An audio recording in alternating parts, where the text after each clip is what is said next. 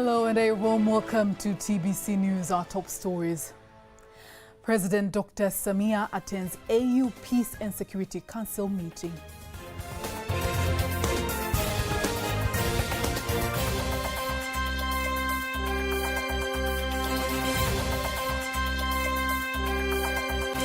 Vice President reaffirms government commitment to agribusiness.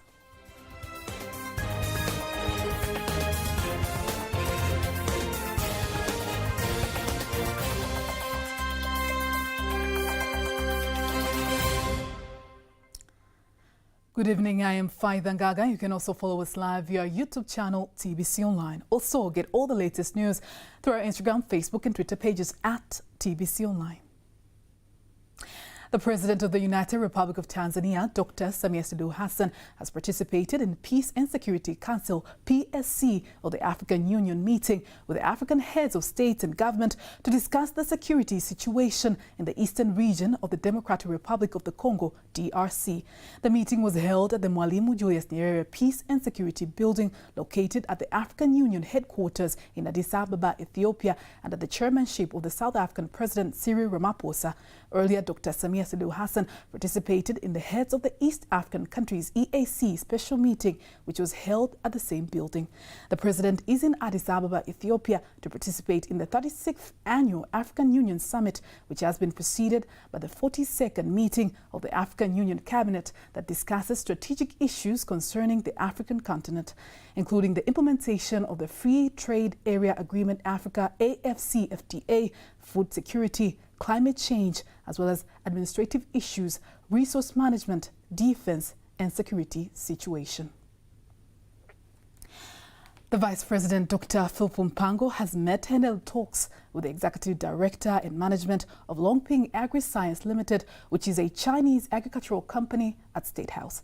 The Vice President has commended the company for their sincere desire to invest in agriculture in the country. He reiterated Tanzania's effort to strengthen the agricultural sector, including establishing an agricultural business program dubbed Building a Better Tomorrow, with the aim of engaging youth in the sector. Indeed, I really look forward to this collaboration because I think it will give us as government even more confidence that we can reach our targets. We want to increase youth employment. I think our target is to increase the youth employment by 1 million people. And we have set ourselves that by 2030, we want the agricultural sector to grow by at least 10%, from a little over 5% currently.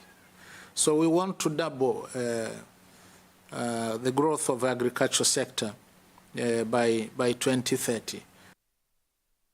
The Longping Agri-Science Limited CEO, Mr. Liang Shi, says that Tanzania is a beautiful country at strategic geographical position with fertile land and an adequate workforce, which are all key elements to support reliable crops production.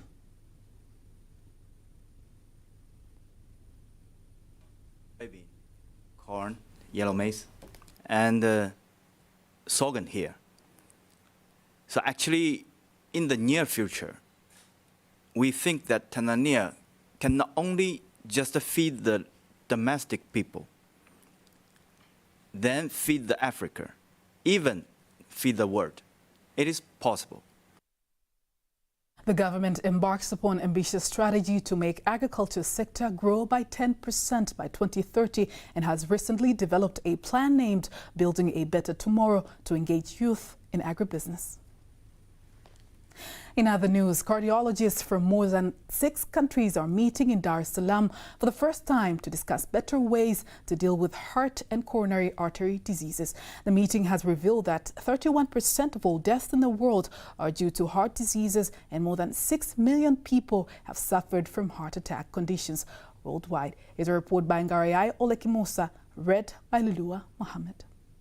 Jakaya Kikwete Cardiac Institute for the first time has successfully organized the first meeting to discuss heart and coronary artery disease. There are more than 6 million people around the world who suffer from this problem of heart attack, which contributes to many deaths. So this meeting is to call doctors to sit together, to exchange ideas, so that we can learn more how to save heart patients. As you know, our government has invested a huge amount in various machines that we have here at Jakaya Kikwete Cardiac Institute so that we can help heart attack patients. Dr. Gordon Mollel is the Deputy Minister of Health. Here, he explains more about the meeting. They are meeting here at this conference to discuss various things. Firstly, is how do we ensure that our people are detected early and able to be treated early so that they cannot reach that situation. They also talk about various treatment methods that are new and help to treat more easily and more safely. Dr. Mollel says the government has now put in place better strategies to deal with the disease. There were times when the procedures were difficult enough to force the doctors to open the entire chest, but our president has bought equipment that made this procedure easier, because currently the doctors are only drilling a 2 to 4 centimeter area and the patient can be treated and recover. Previously, the patient had to be hospitalized for a long time due to the impacts of this procedure. But after the arrival of these devices, the ordeal has been reduced and the patients have been discharged within a short time due to the smallness of their injuries.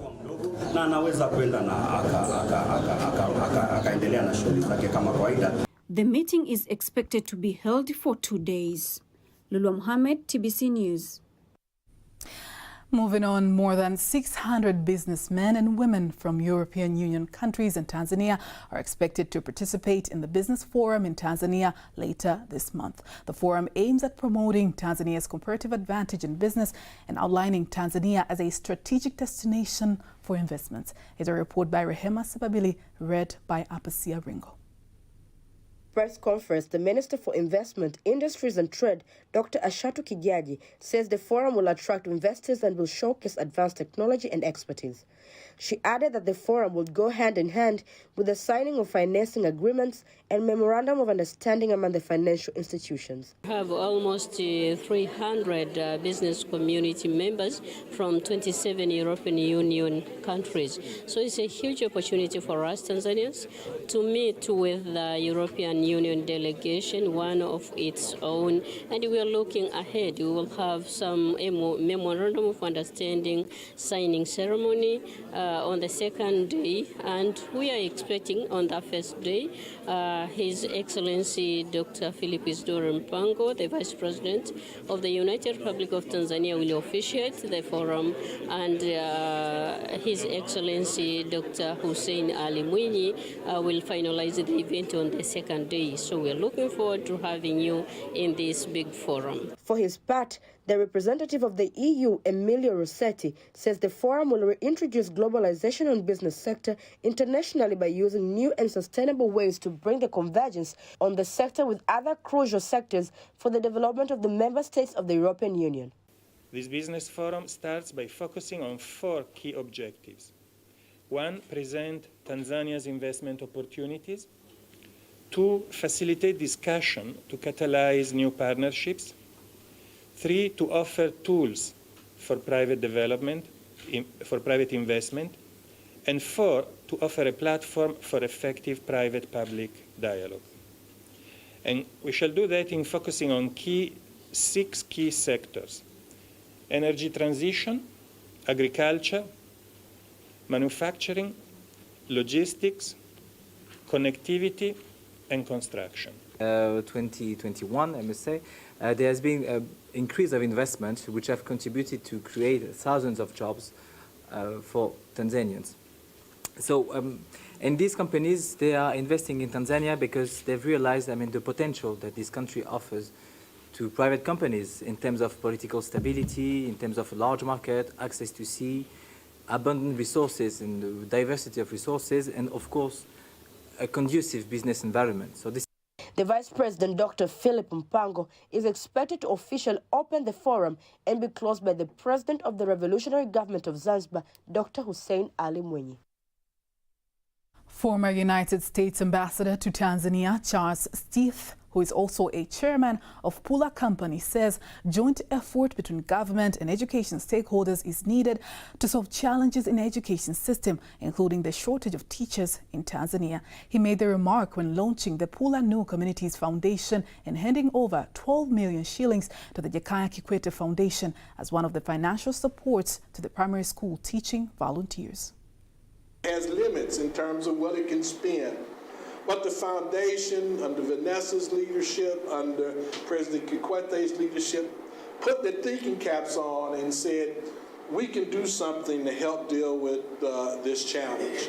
And so it's our pleasure to present you with, it's a nice donation, but it's a coup watch. After that journey, then created more journeys and a series of other meetings, and more stakeholders were pulled in. And I'm proudly glad to stand before you guys. Whatever that has been done here is the first step, and there will be many. The foundation is about building partnerships and relationships with others who want to do well while doing good. And both exploration and mining have such enormous convening power. And so our hope is to channel this convening power into community power. The Jakaya Mrisho Kikwete Foundation Executive Director Vanessa Anyoti reveals that they intend to collaborate with the President's Office, Regional Administration and Local Government to start a program to sponsor 300 teaching volunteers in Songwe, Rukwa and Simiyu. We work with governments, the private sector, and other NGOs to get the job done, right? As Balozi Steve said, we're looking at ways in which we can really make an impact in the communities. And one of them that we are really excited about is this Tanzania volunteer teacher program, right? So in our schools, there is a shortage of hired teachers, right? They are graduates who are in the market who haven't yet secured a job. So what we are saying is we are providing a short-term solution. Company, through the Pula New Communities Foundation, intends to financially support communities to improve important social services such as education and health. Now let's go to the agricultural sector, where farmers in Rukwa region have hailed government's initiative through the Tanzania Fertilizer Company to ensure sustainable distribution of fertilizers in this farming season. They further urged the government to replicate a similar system in other regions to ensure sustainable food security in the country. Our correspondent from Rukwa, Jose Acheo, has more details. After the Tanzania Fertilizers Company, TFC, did not distribute fertilizer to the farmers for 8 consecutive years, the government has returned the responsibility to the Tanzania Fertilizers Company to distribute fertilizers to farmers. TFC sasa, kampuni ya TFC, kwa kweli tungejitahidi wizara waongeze nguvu. The TFC should put up some great efforts in maximizing their capital by the ministry. If you take the TFC fertilizer on crops and the street roam fertilizers on the same application, you will simply not see their notable differences. They have real time and perfect measurement. If it is 50 kilos, it's for real. So this company has brought about a relief and dashed all the queues in our area. Pata junia 25. Kwa sababu gani? Mbolea ilikuwa juu sana. Mfuko mmoja ulikuwa mpaka 130,000. I only succeeded to get 5 sacks because the fertilizer was very expensive. The price of 1 bag of fertilizer was about 100,030 shillings for this year. With this subsidy, I expect to get 35 to 38 sacks, and this I must get. While the Tanzania Fertilizers Company has started distributing the fertilizer to farmers in the country, in the Rukwa region, they have started distributing subsidized fertilizers. nimepokea takriban tani 300 ambao sawa na mifuko 6,000. I have received 300 tons, which equals to 60,000 bags of urea fertilizer for distribution to farmers on the first day in this month. We have started selling fertilizers to farmers, and until today, the 16th of February, our stocks has about 10 tons of fertilizer, which equals to 200 bags, and we expect it will be sold out within 2 or 3 days to come. Some farmers in the Rukwa region have asked the government to increase the budget for Tanzania Fertilizers Company to distribute fertilizers to satisfy the farmers and considering the quality of fertilizers. Labda ombi la sisi wakulima, tunaomba kampuni hii kwa kuwa imekuwa kama ndo mama na ndio nguzo yetu. We farmers are asking for this company supplying fertilizers to improve their services so they can make an air arrival to match the farming seasons. It's like our mother and our pillar. We rely on these fertilizers here. It's much better, safer, and less costful than the ones available on the streets. Jose TBC News, Rukwa. Thank you, Jose Cheo, for that report. 1,300,000 tons of coal are shipped through Mtwara Port, while the number of companies transporting the coal has increased from 2 companies to 6 companies. Here's a report by Martina Ngulumbi, read by Lulua Muhammad. The government's efforts to promote the port of Mtwara continues to flourish every day. Now it is reported that the number of companies transporting coal has increased. Acting manager of the port, Norbert Kalembo, confirms that 4 other companies shipped coal through the port. Wamgeni kutoka kampuni ya Amex Group ambao nao wanaingia katika orodha ya wasafirishaji wa makaa ya mawe kupitia bandari hii ya Mtwara. Previously, we had only 2 companies of Jitegeme and Ruvuma who have been transporting the coal through the Mtwara port. Today, we are witnessing another stakeholder who has come to join other companies on the transportation activities. The Amex Group. The Amex Group company who have brought this ship takes 57 and 300 tons of coal to Poland. On their part, some of the companies praises the government for the way it invests and improves the Mtwara port and facilitating businesses to use the port. And Tanzania will become probably the only country in the world which can supply sized coal for household market in Europe. And it is the first time when a buyer came directly to Tanzania to procure coal. This has been a significant investment achieved by effort of many people. We have our own special coal storage area, and we have received great cooperation from the Port Authority as well as other government authorities in various ministries in making this exercise a success. Very, very good coal that we are producing. Second thing is that we are going to enhance the production later on so that world can recognize Tanzanian coal. Lulua Muhammad, TBC News.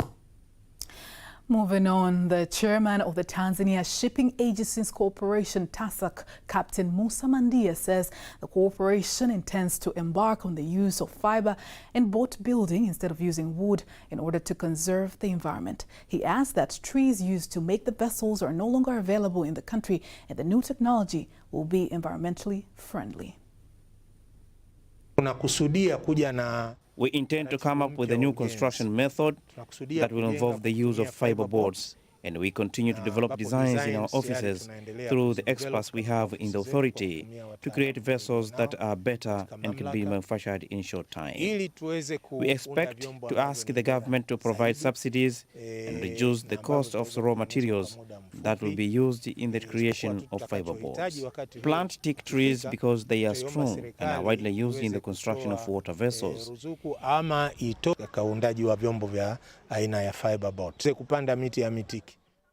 Plant teak trees because they are strong and are widely used in the construction of water vessels. It will help us to develop this profession of building vessels in local ways. Along with education, we will continue to provide so that they can make vessels that are more stable. He urges the locals to plant suitable trees in the area. It is estimated that in Lake Tanganyika alone, there are more than 4,300 fishing and passengers boats, and is likely to increase due to the increased demand. Now let's head on to the tourism sector, whereby from the 28th February to the 1st of March, South Africa will host Meetings Africa 2023, which is the biggest gathering for tourism businesses in the continent. In a report prepared by Margaret Getty, we are joined by Zinkle Nzama, who is the Acting Chief Conservationist Bureau Office at South African Tourism. Let's have a look. Meetings Africa exists to provide a platform for exhibitors to showcase their offerings to international and local buyers, African associations, and corporate planners. It is a platform on the continent for locals to meet with the most influential buyers in the world and to be part of Africa's growth. Meetings Africa is a pan-African show that is targeted at business events. By that, I mean MICE-related offerings, which are your meetings, incentives, conferences, as well as exhibitions. The show is targeted at bringing buyers. These buyers are of quality and they come across the globe. And the intention is to have buyers as well as exhibitors coming under one floor and really trading with exhibitors, trading their most lucrative product to these buyers. This year's event will have more than 22 African countries exhibiting, as well as 320 confirmed international buyers from 57 different countries. Tanzania forms part of the countries that are exempted from visa requirements. By that, it means you are able to pack and come to South Africa without any regulated movement. Trade shows like Meetings Africa, they afford a continent an opportunity to come and trade under one roof with international buyers. This gives you a guarantee to meet up with potential investors who will come and invest in your business. This is a call to Tanzanian businesses in tourism to market their products, as well as to get to meet with potential investors for the tourism sector in the country. Margaret Getty, TBC. And that item concludes local news tonight. International news up next.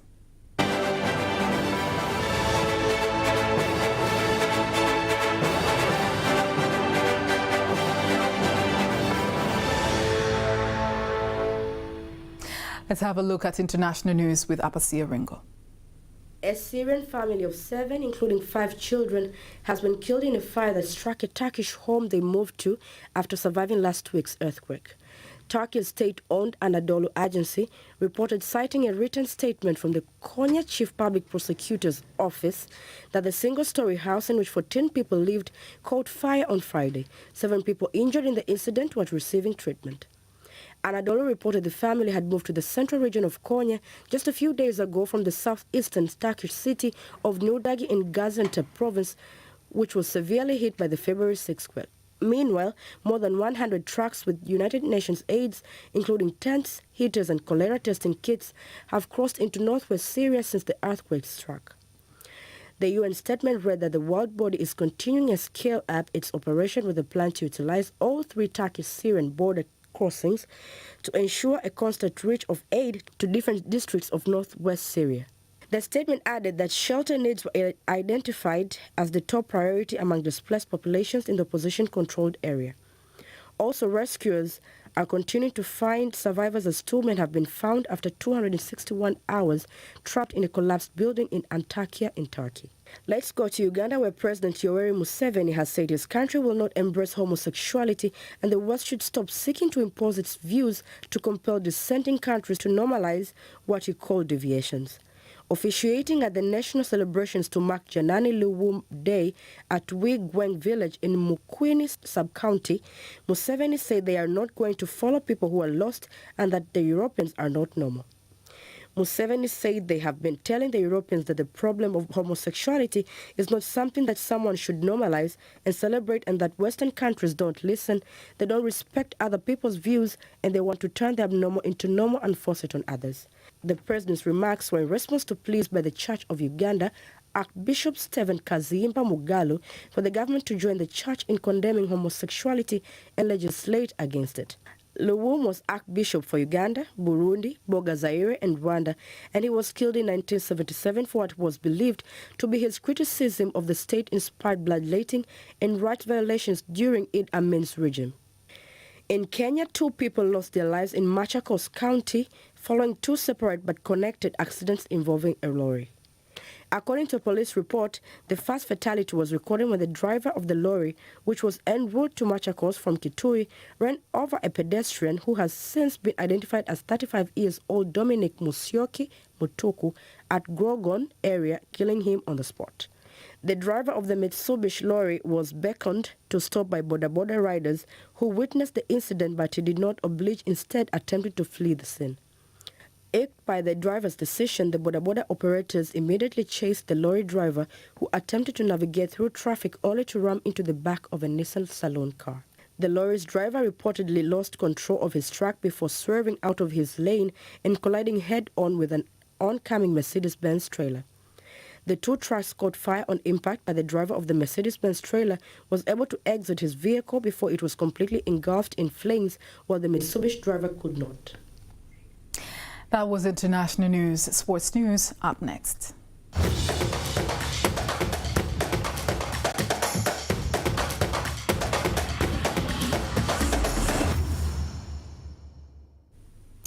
In sports news, the Simba Sports Club head coach Roberto Oliveira, famously known as Robertinho, says his team's focus now is to take 3 points in the CAF Champions League second group stage match against Raja Casablanca tomorrow.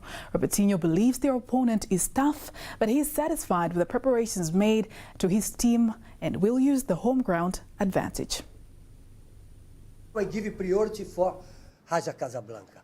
I prepare everything for tomorrow. I cannot give priority for the future. Big clubs give priority for play good football, okay? Because about the good grass, good field, good pitch, but the football have just one result for the big clubs, victory, okay? Will host 3 CAF Champions winner Raja Casablanca at Benjamin Mkapa tomorrow at 7 p.m. The match will be the second CAF Champions League Group C match. And on that note, we're ending our news bulletin for tonight. Thank you very much for watching. I am Faida Ngaga. Good night.